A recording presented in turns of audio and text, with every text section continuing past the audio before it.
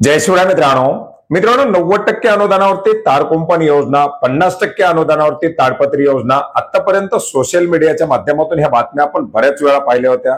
फेसबुकवरती असेल, बऱ्याच साऱ्या वर्तमानपत्रांच्या माध्यमातून असेल किंवा बऱ्याच साऱ्या युट्यूब चॅनलच्या माध्यमातून या योजनेबद्दलची माहिती सांगितली जात होती की ही योजना महाराष्ट्रातील रहिवाशांसाठी राबवली जाते.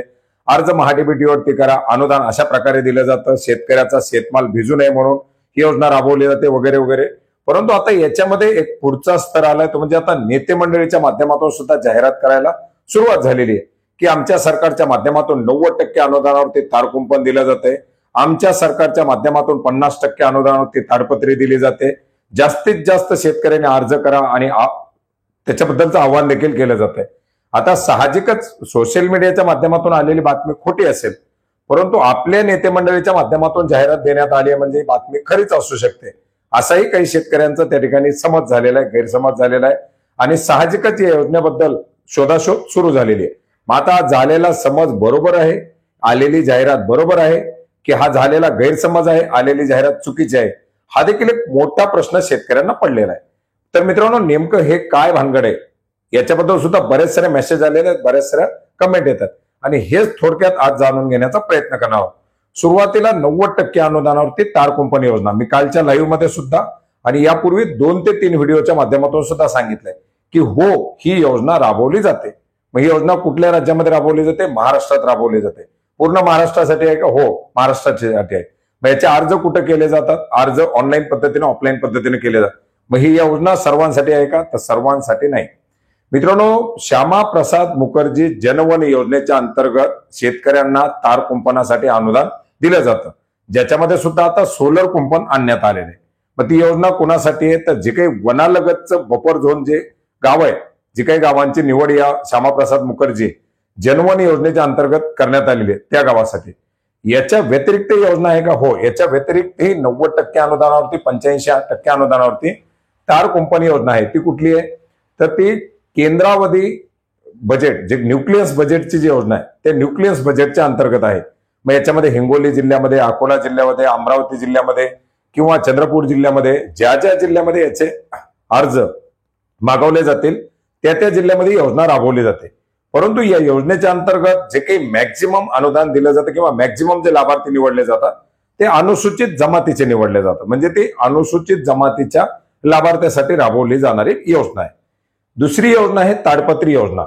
आता ताडपत्री योजना ही कुठं राबवली जाते? तर ताडपत्री योजना ही जिल्हा परिषद सेस फंड योजनेच्या अंतर्गत राबवली जाते. मग ही योजना पूर्ण महाराष्ट्रासाठी आहे का? हो, पूर्ण महाराष्ट्रासाठी आहे. महाराष्ट्रातील प्रत्येक रहिवाशासाठी आहे का? हो, प्रत्येक रहिवाशासाठी आहे. मग आता याच्या ऑनलाईन पद्धतीने अर्ज सुरू आहेत का? ऑफलाईन पद्धतीने अर्ज सुरू आहेत का? आमच्या नेत्याने तर जाहिरात दिली, याचा अर्ज कसा भरायचा? मित्रांनो, याच्यासाठी प्रत्येक जिल्हा परिषदेच्या माध्यमातून वेळोवेळी अर्ज मागवले जातात.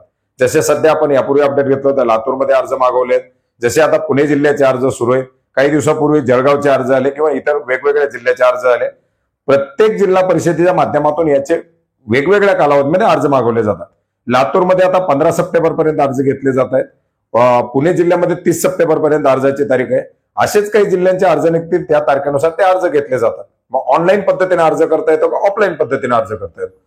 त्या जिल्ह्यामध्ये जशा प्रकारे अर्ज घेतले जातील. आता तुमच्या जिल्ह्यामध्ये ऑफलाईन पद्धतीने अर्ज मागवले तर ऑफलाईन पद्धतीनं, पुणे जिल्ह्यामध्ये ऑनलाईन पद्धतीने अर्ज मागवले तर ऑनलाईन पद्धतीनं, ज्या जिल्ह्यामध्ये ज्या पद्धतीनं अर्ज मागवले जातात त्या पद्धतीनं अर्ज ते भरून घेतले जातात. मग याच्यामध्ये जी काही जाहिरात केली जाते त्याच्यामध्ये महाडीबीटी लिहिलंय ते काय? तर ती निवळ तुमच्या नेत्यांनी तुमची केलेली फसवणूक आहे. आता तुम्ही जर खरंच तुमच्या नेत्याला जास्त मानत असाल तर त्यांचा काही तुमच्याकडे संपर्क असेल तर त्यांना ही जाहिरात द्या आणि त्यांना सांगा, साहेब याच्यामधलं 50% अनुदान तुम्ही ठेवून घ्या, पण माझा अर्ज महाडीबीटीवरती करून द्या. किंवा नेत्यापर्यंत पोहोचत नसाल तर त्या नेत्याचा तुमच्या गावामध्ये एखादा कार्यकर्ता असेल तर त्या कार्यकर्त्याला ही जाहिरात दाखवा आणि सांगा, साहेब आम्हाला याचा अर्ज करून घ्या, वाटल्यास अनुदान पूर्ण तुम्ही ठेवून घ्या. असे काही जे काही आहेत, काही बाबींचा नेत्यांचे जे काही जवळचे लोक असतात ते माहिती घेत नाहीत आणि साहजिकच कार्यकर्त्यांची किंवा आपल्याच लोकांची, जनतेची, नागरिकांची, शेतकऱ्यांची फसवणूक करतात.